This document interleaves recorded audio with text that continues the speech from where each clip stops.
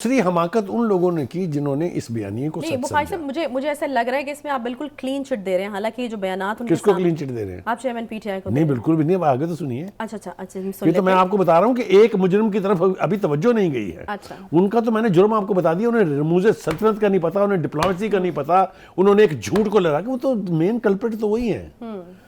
अच्छा जी, आगे चलिए जनाब। फिर मुझे अफसोस है उन लोगों पर जिन्होंने इस बेवजन, बेतुके, बेमानी किस्म के बयानिए को तस्लीम किया। उसमें जनाब जो पीटीआई के ब्लाइंड सपोर्टर और वर्कर थे, मुझे उनसे कोई शिकायत नहीं है। ज़रा तवज्जो मेरी तरफ देख लेना ज़रा। मुझे शिकायत है अपने उन जर्नलिस्टों से, उन सहाफ़ियों से जो बड़े बड़े ओहदों पर बैठे हुए हैं, बड़े बड़े प्रोग्राम्स करते हैं, बड़े बड़े उनके नाम हैं, जिन्होंने पीटीआई के चीफ शाह महमूद कुरैशी और उनके वर्कर से भी ज्यादा ये सौदा बेचा और शदो मद के साथ ये सौदा बेचा। मुझे अपनी वो बहस कुछ एंकर्स के साथ याद है अच्छी तरह से, जहां मैं तबसरे के लिए जाता था। वो पीटीआई के चीफ से भी ज्यादा ये दिल में मानते थे कि ये वाकई साजिश हुई है।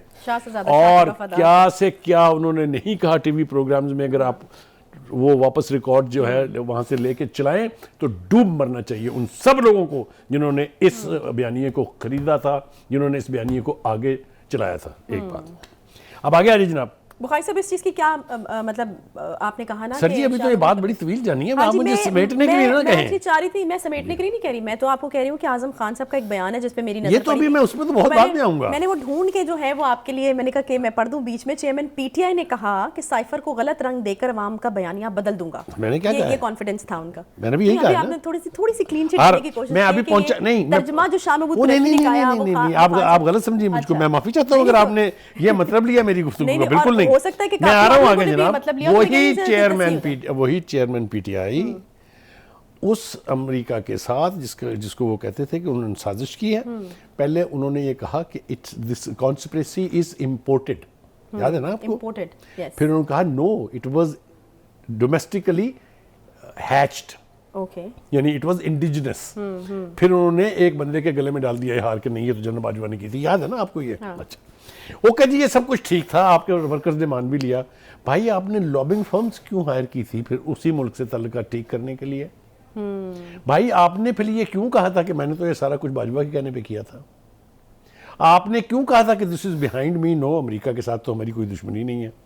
आप किसको भी बेवकूफ बना रहे हैं आप? और सदके जाए उन लोगों के जो बेवकूफ बनते रहे। आ जाइए जनाब अब उनके बयान की तरफ। जनाब ये आजम खान साहब जो हैं, ये उनके प्रिंसिपल सेक्रेटरी थे। कोई फाइल, कोई मामला प्राइम मिनिस्टर की आंखों तक और उनके कानों तक नहीं पहुंचता था जब तक वो पहले प्रिंसिपल सेक्रेटरी के पास ना आ जाए। ये रूटीन है। लिहाजा जितनी भी गड़बड़ें हुई, जितनी भी झूठ बोले गए, जितने भी बयानिए जाली बनाए गए, उन सब का तौक इनके गिर्द है। ये अचानक पाक साफ नहीं हो गए हैं। बिल्कुल, हमें याद है कि आपको वो ऑडियो याद नहीं आपको? जिस ऑडियो में वही खान साहब जो हैं इसी प्रिंसिपल सेक्रेटरी को कह रहे हैं कि इसको ये रंग देना है हमने और हम इस पे खुल के खेलेंगे। आपने नहीं सुनी हुई वो वीडियो? सुनी भी है।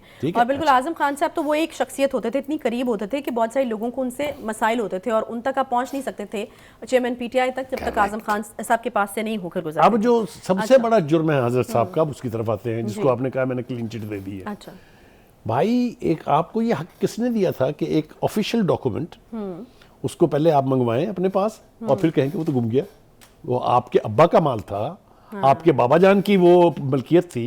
It was an official document. और ये बताइए मुझे कि अगर ट्रंप जैसा प्रेसिडेंट जो दुनिया की सबसे बड़ी सुपर पावर का प्रेसिडेंट है, उसके घर की तलाशी नहीं हुई इसलिए कि वो दस्तावेजात घर ले गए थे? हुई कि नहीं हुई है? हुई है। उसके खिलाफ मुकदमा बना कि नहीं बना? उसके खिलाफ जिन्होंने चढ़ाई की थी कैपिटल हिल पर, उनको सजाएं हुई है कि नहीं हुई है? तो ये आसमान से उतरे हैं। एक बात। दूसरी बात ये कि अब ये पॉइंट बनाना चाहिए रियासत को कि वो साइफर रिकवर करना चाहिए। चाहे आप तलाशी लें अपने जमान पार्क की, चाहे आप तलाशी लें बनीगाला की, डॉक्यूमेंट तो आना चाहिए और ऑफिशियल सीक्रेट एक्ट के तहत भी उनको ट्राई होना चाहिए।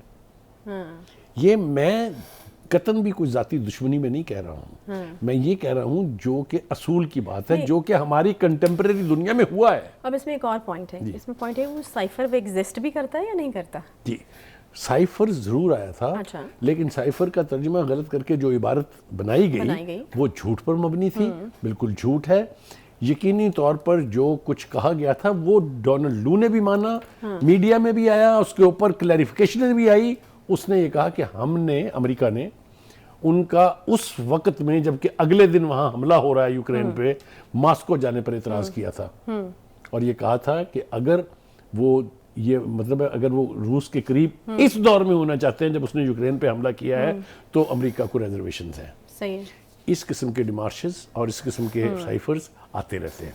ठीक है। अच्छा, अब इस पे पीटीआई का भी चूंकि एक मौक़िफ़ आ गया तो वो भी शामिल करना ज़रूरी है। आज़म खान से मनसूब बयान जो है वो तज़ादात का मजमू है और वो कहते हैं कि एक महीने से लापता है एक गुमशुदा शख्स की जानिब से मजिस्ट्रेट के रूबरू 164 के बयान का रिकॉर्ड करवाया जाना माहिरीन कानून की निगाह में नाकाबिल तसव्वुर है। ये जितना बड़ा चेयरमैन बेवकूफ़ियाँ करता रहा है उससे बड़ी बेवकूफ़ियाँ उनके तर्जमान कर रहे हैं। अच्छा। उस तर्जमान अहमक शख्स को ये भी नहीं पता कि जब एक शख्स मजिस्ट्रेट के सामने बैठ के बयान दे रहा है जिसको 164 का इकबाली बयान कहते हैं, वो गुमशुदा कैसे हो गया जी?